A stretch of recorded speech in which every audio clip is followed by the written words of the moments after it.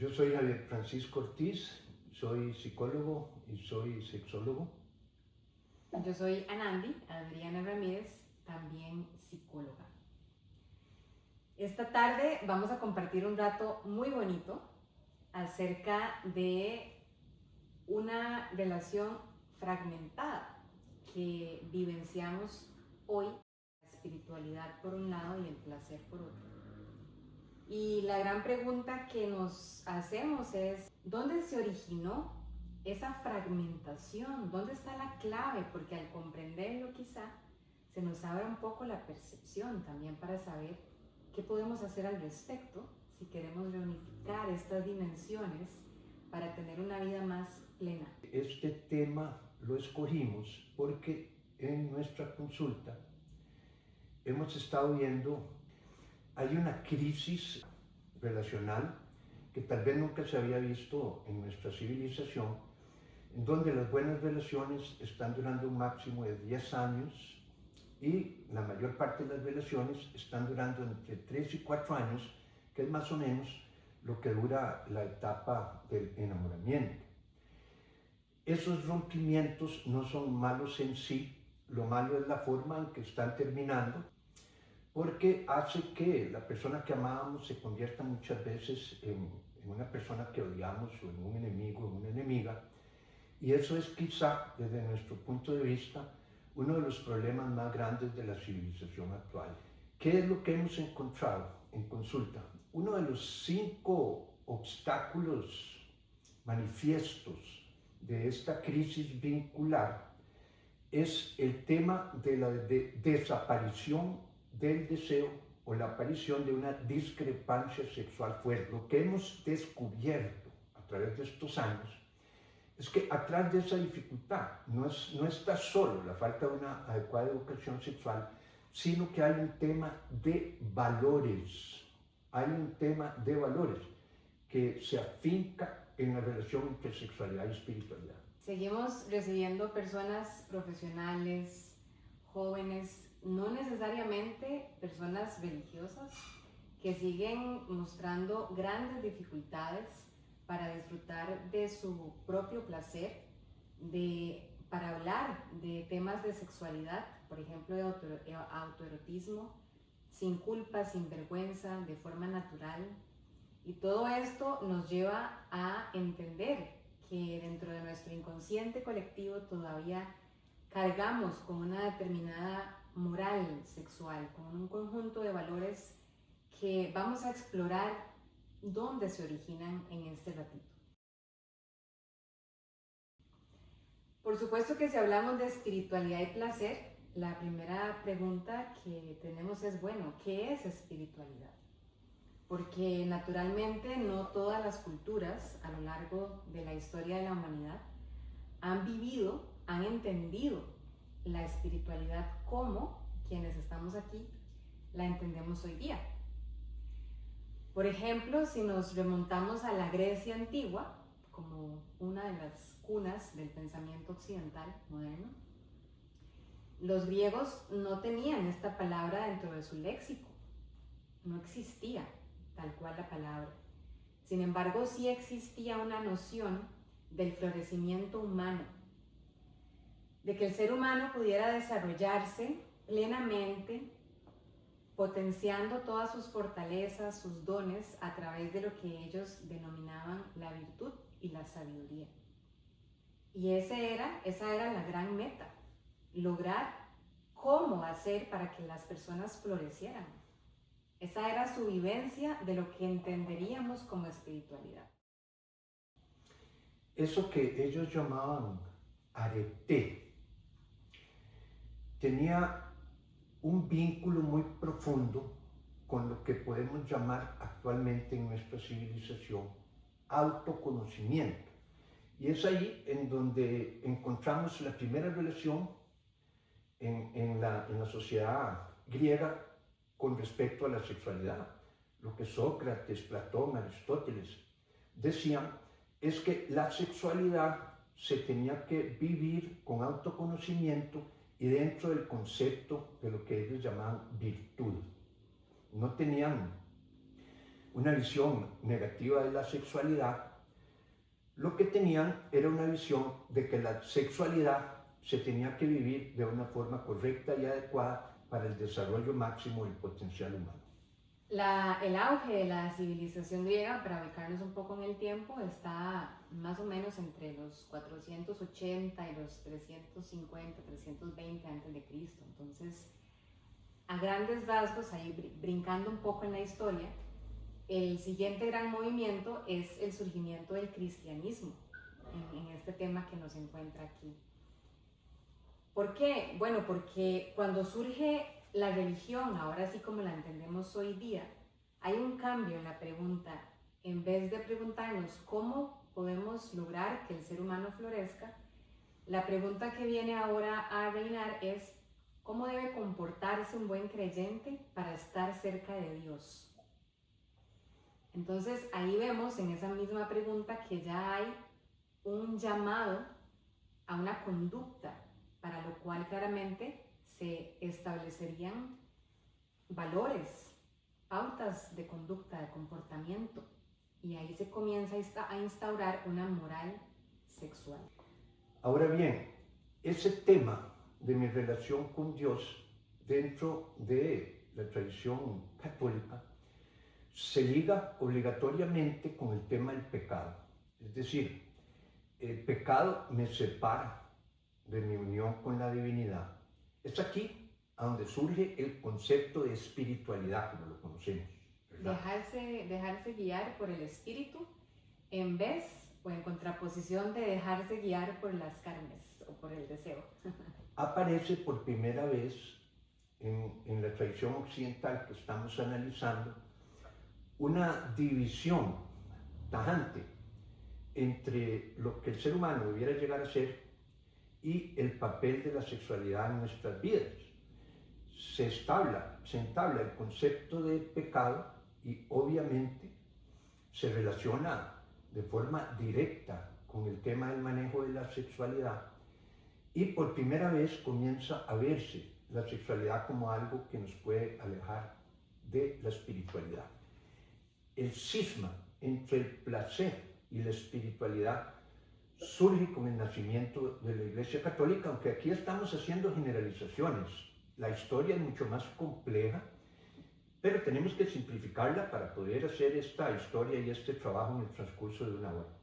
Claro, porque desde el surgimiento, por ejemplo, del cristianismo y en especial de la Iglesia Católica, hay una relación muy estrecha con el Estado, de forma que hay factores políticos y sociales que van a sostener, por ejemplo, tenemos que organizarnos como sociedad, como sistema, para coexistir, para progresar. Tiene que haber una certeza, por ejemplo, o tenía en aquel tiempo, sobre la filiación de los hijos. Si no había tecnología para pruebas como ahora, pues tendríamos que controlar la sexualidad para garantizar la transmisión del patrimonio, la herencia, para garantizar esa construcción de los grandes linajes asociados a una determinada distribución del poder.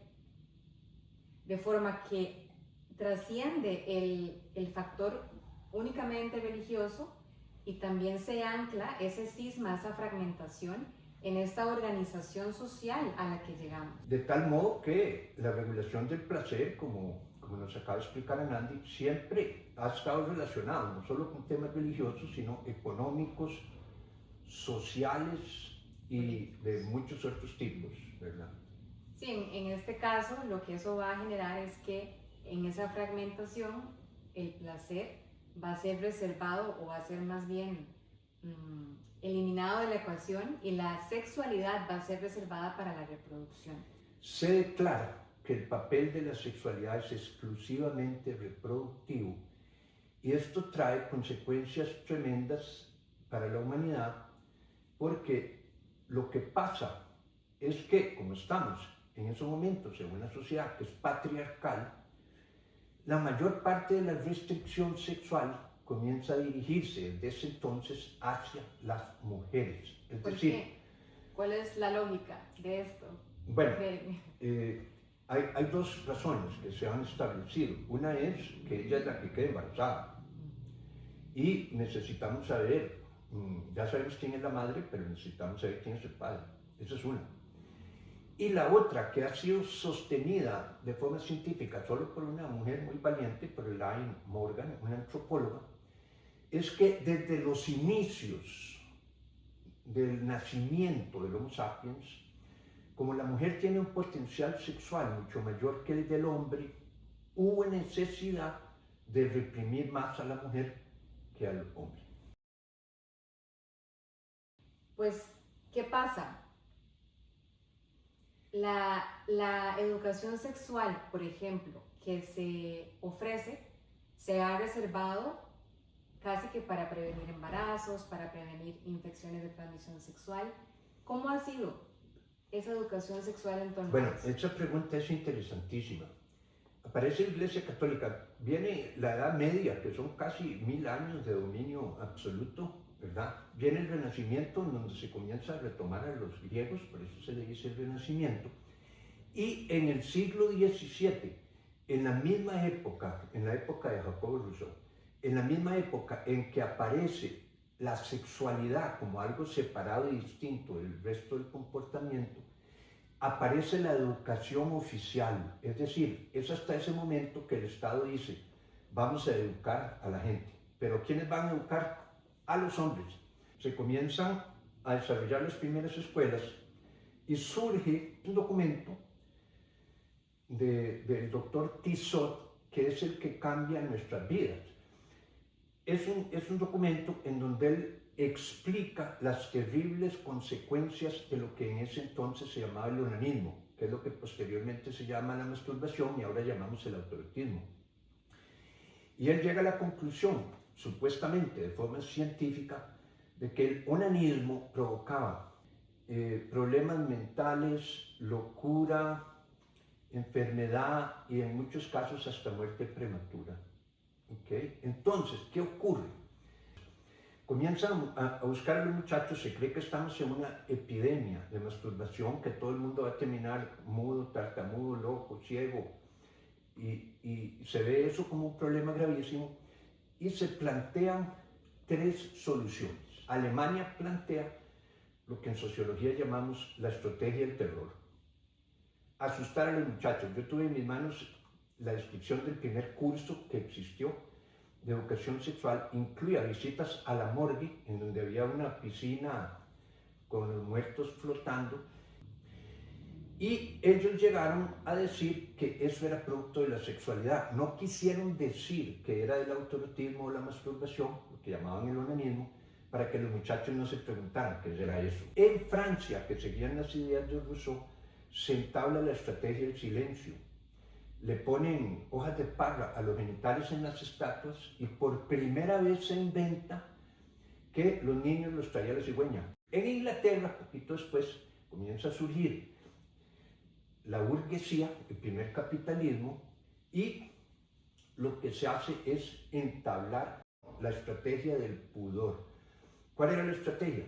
Se declara que el fin de la sexualidad es solamente reproductivo, que las mujeres no pueden sentir placer, que solo pueden tener sexo si pueden quedar embarazadas, y lo más importante de todo, que no seguir estas reglas es pecado.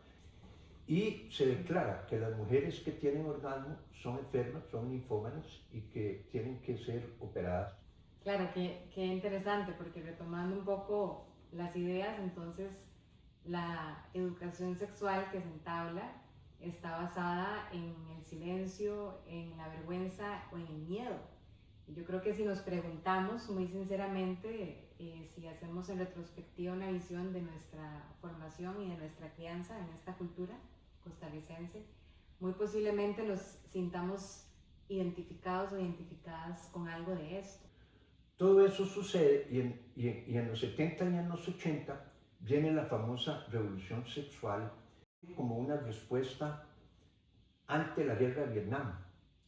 Y la frase que movió al movimiento hippie, por eso tenía un símbolo de paz, era hagamos el amor y no la guerra. Entonces la mujer es la que rompe los esquemas, es la que se quita el brasier, la que comienza a ponerle flores en los rifles a los soldados y la que cambia su comportamiento sexual y por primera vez se permite desde el punto de vista social que la mujer no llegue virgen al matrimonio. Bueno, sin duda hay mucho que hablar sobre esto, pero lo que queremos es transmitir dentro de esta pregunta de dónde se origina esa fragmentación entre espiritualidad y placer, es que comprendamos que esa fusión entre religión y Estado, a través de, o más bien para ciertos fines de convivencia y organización social, pues es donde podemos encontrar ese cisma que todavía hoy cargamos más o menos de alguna manera en nuestro inconsciente colectivo y nos sigue afectando. En los 60s,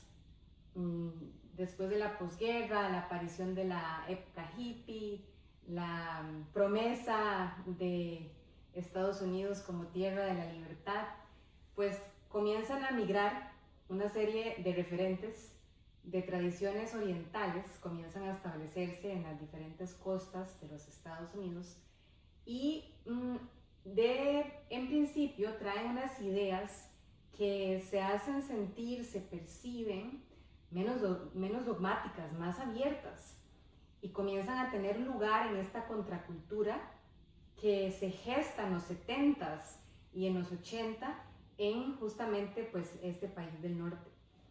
Estas corrientes, por ejemplo, el budismo, el taoísmo, el yoga y la meditación, pues sin darnos cuenta, también transmiten una moral sexual distinta a la que nos había transmitido ya la religión, pero se nos cola por ahí y se nos mezcla con lo anterior al no atravesar procesos, digamos, de esclarecimiento de valores entre un camino y otro. Le caen encima. Entonces aparece la famosa revolución sexual y se mezcla con todas estas ideas que vienen de la China, vienen del Tíbet, vienen de la India y que nos producen una gran confusión. Por ejemplo, dentro del budismo, el propósito final era el nirvana, salirse del sufrimiento.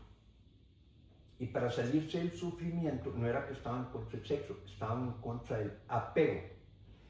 Y nada podría generar más apego que un buen amante.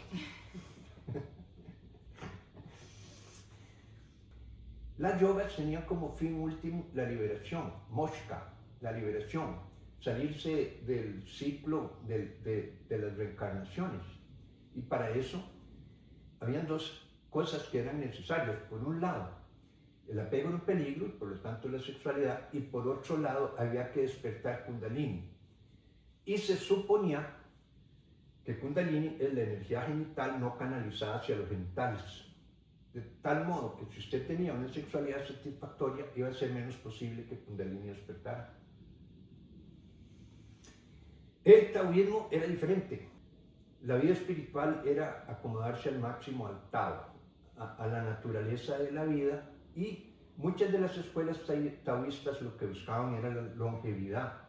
Y ahí surge esta idea de que si los hombres eyaculábamos, perdíamos tiempo, perdíamos años, y que no eyacular te hacía una persona más espiritual y podías utilizar esa energía para bien, para cosas superiores. Hay otras corrientes en Oriente, como el Tantra, cuya máxima es que cualquier experiencia humana que sea vivida de forma consciente, desde la presencia, desde la atención plena, puede ser profundamente transformadora.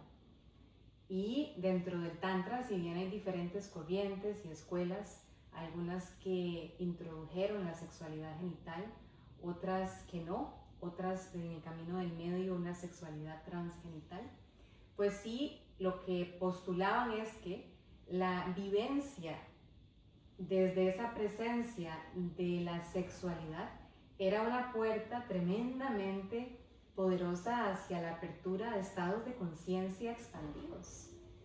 Entonces era realmente una oportunidad para entrar en esos estados meditativos, en ese despertar, en ese desarrollo de la conciencia, a través de lo que nos hacía al mismo tiempo profundamente humanos.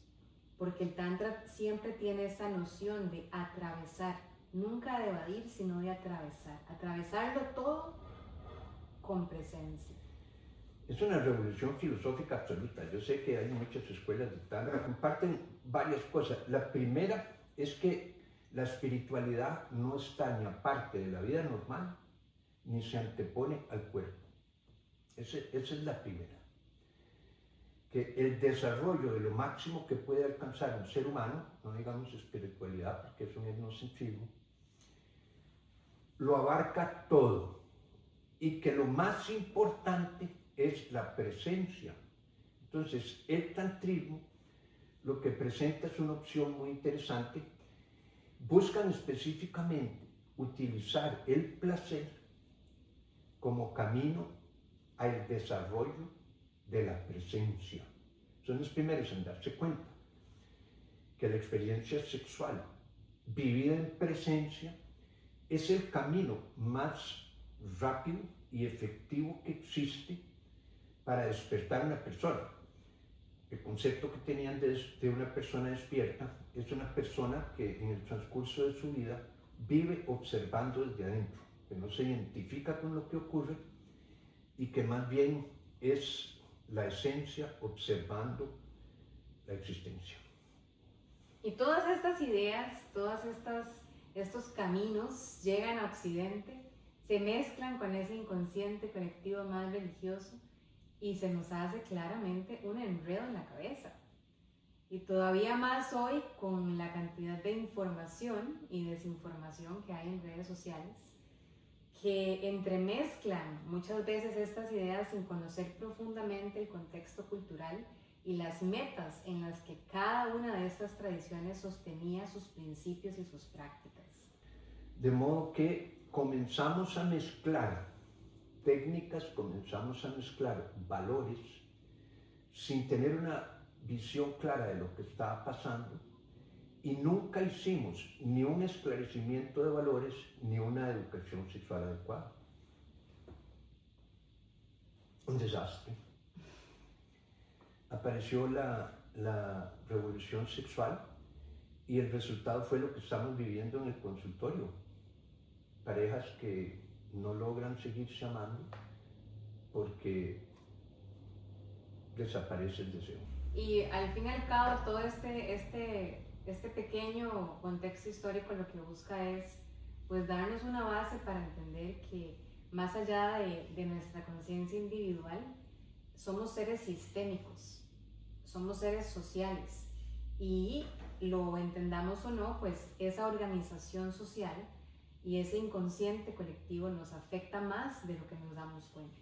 Hoy, ¿qué preguntas nos hacemos? Bueno, ¿cómo vamos a pretender apropiarnos de una forma de pensar más sana en relación con la sexualidad si lo que tenemos ahí adentro, nuestra psique, es más negativo que positivo? Es más restrictivo y represivo que liberador. Existe la posibilidad, por ejemplo, de que el placer, y el placer inclusive sexual, pueda ser una vía hacia la liberación del ser humano, vivido, como decían los tantristas, desde la presencia y desde la conciencia. ¿Cómo ha cambiado la educación sexual en casa, en familia? A nivel inclusive de Estado, por ejemplo. ¿Qué nos enseñan? ¿Quién nos enseña? Esa es la gran pregunta y la respuesta la conocemos. Todos nosotros hemos tenido en nuestros hogares y en nuestra vida 3 tipos básicos de educación sexual que ya mencionamos. La estrategia del terror, la estrategia del silencio, no hablamos, el sexo no existe, los hijos los trae la cigüeña, y el pudor, el sexo es pecado. Pero aparece con el internet ya de forma masiva otro tipo de educación sexual, que en sociología le decimos la educación del Playboy, porque fue la primera que surgió, que es una educación sexual que se convierte en pornografía, en donde vos vas a ver un sexo que está totalmente desprovisto de amor y totalmente desprovisto de presencia, que es un sexo por el sexo y que aparece como un extremo a toda la represión que Occidente había vivido. Y aparece una quinta opción, que es lo que enseñamos en Tantra Evolutivo, que parte del tantrismo, pero lo traspasa, porque el tantrismo tenía como objeto principal utilizar la sexualidad como vía del desarrollo de la conciencia. Esta quinta escuela lo que hace es sumarle a eso una cosa más, que es vivir la sexualidad de forma consciente. No es utilizar la sexualidad para la trascendencia, sino utilizar la presencia para vivir la sexualidad de una forma diferente en el contexto de nuestros vínculos, claro, y con la suma de la ciencia sexológica moderna. Exactamente, que ahí va. Gratamente vos tuviste la posibilidad y la oportunidad de estar en esa época en los Estados Unidos, en donde estaba surgiendo la sexología moderna, a la vez que pues venían estas corrientes orientales. Sí, digamos que yo tuve mucha suerte de estar en el lugar indicado, en el momento indicado. Además, cuando yo llegué a Estados Unidos, ya yo era sociólogo, antropólogo y psicólogo, y tenía una visión muy amplia. Yo tuve la suerte de estudiar en un lamasterio con Tartan Tulku Rinpoche, que era el representante del tantrismo tibetano, con Swami Muktananda, que fue el que trajo el Kundalini Yoga a los Estados Unidos, con Baba Haridas, que fue el que trajo el Ashtanga Yoga, con Manoj Muvlavi, que fue el que trajo una de las versiones más interesantes del sufismo, y con Joe Wilcox, que era el único representante en ese momento de una tradición esenia que utilizaba el Tantra como camino. Imagínate, uniendo todas esas cosas, comencé a atar cabos y me di cuenta que necesitábamos una nueva versión de todo este enredo. Sí, una nueva versión que, por ejemplo, integre una visión más griega de la espiritualidad, recordando aquel florecimiento del ser humano a través de la virtud, a través de la sabiduría, ese desarrollo de la conciencia que también aporta Oriente, esa reconciliación con el placer como vía la conciencia del Tantra y todo el aporte de la sexología moderna.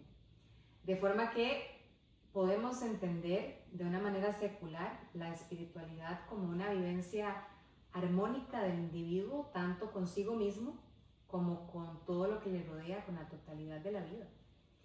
Y para llegar ahí, para realmente cultivar esa espiritualidad, sí que es necesario reunificar estas dos dimensiones que permanecen aún fragmentadas.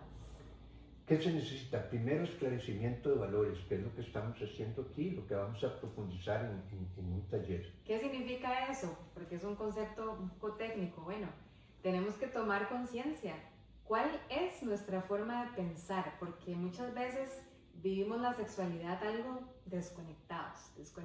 Bueno, ¿qué me provoca? Hay que comenzar a poner atención realmente.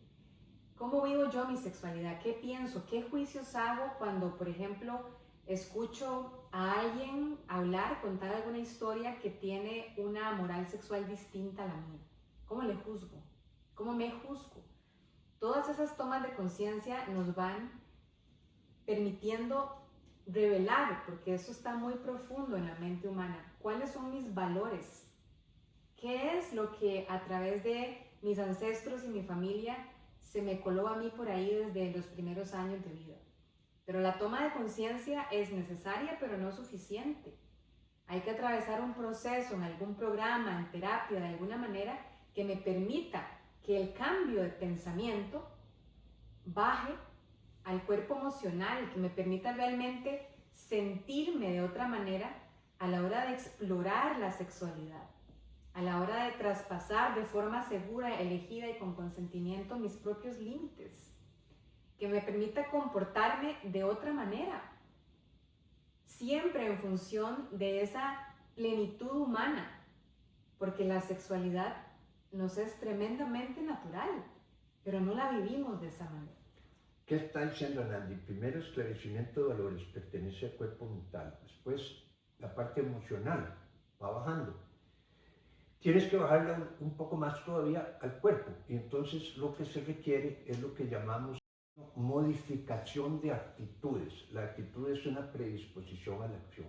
Necesitas modificar tus actitudes hacia la sexualidad si quieres vivirla de una forma realmente satisfactoria.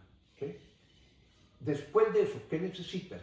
Entrenamiento psicofísico, es la parte más difícil de explicar y a eso vamos a dedicar otra de las sesiones, pero se requiere también una transformación de toda la forma en que nuestro cerebro se relaciona con las emociones y con el comportamiento. Es decir, que pretender que voy a adoptar una nueva forma de pensar porque me parece lógica y hace sentido, no es suficiente para llegar a un cambio de actitud, a un cambio en el comportamiento, a un cambio en mi sentir, porque somos seres integrales con diferentes dimensiones y esa transformación en torno a estos temas tiene que calar muy profundo en cada una de esas áreas nuestras y para eso se necesitan programas, espacios que de forma continua nos vayan acercando a esto. ¿Por qué? Por lo más importante que nos enseñó el Tantra, porque lo básico en lo que estamos hablando es el tema de la presencia, el desarrollo del observador, el desarrollo de la conciencia. Es esencial. Estamos hablando de autoconocimiento, desarrollo del ser y buena información y educación desde el punto de vista científico. Y para el desarrollo del ser, no puedes hacerlo simplemente porque oíste una masterclass o porque te leíste un libro. Es un entrenamiento psicofísico. Bueno, esa es la noción que queremos transmitir hoy. Esa fragmentación entre espiritualidad y placer puede regenerarse, puede reunificarse si desde nuestra libertad lo elegimos así, sabiendo que hay que hacer algo para ello, que no va a llegar simplemente por un entendimiento conceptual, mental, sino que tiene que calar más profundo en cada una de nuestras capas. Bueno, sin duda estos temas son requieren de cierta asimilación y nos dejan pensando, posiblemente hasta en los días posteriores, y hasta quizá despierten curiosidad por ir a investigar un poco más sobre estos temas que hemos puntualizado a nivel histórico, entender más el comportamiento sistémico del ser humano y ojalá sobre todo hacer conciencia sobre cómo somos seres libres, capaces de elegir, de construir nuestro destino. Y al tomar conciencia de todos esos valores que realmente hacen que tomemos decisiones y que vivamos como vivimos actualmente, pues saber que tenemos la libertad de esclarecerlos y siempre revisar el propósito. Si queremos ser personas más plenas, siendo que somos seres sexuales, pues estamos llamados a vivir esa sexualidad de la forma más saludable posible. Sí. Y siempre buscar el propósito. Por ejemplo, el propósito de nuestros programas es crear atmósferas en donde el amor, el placer y la libertad coexistan en armonía.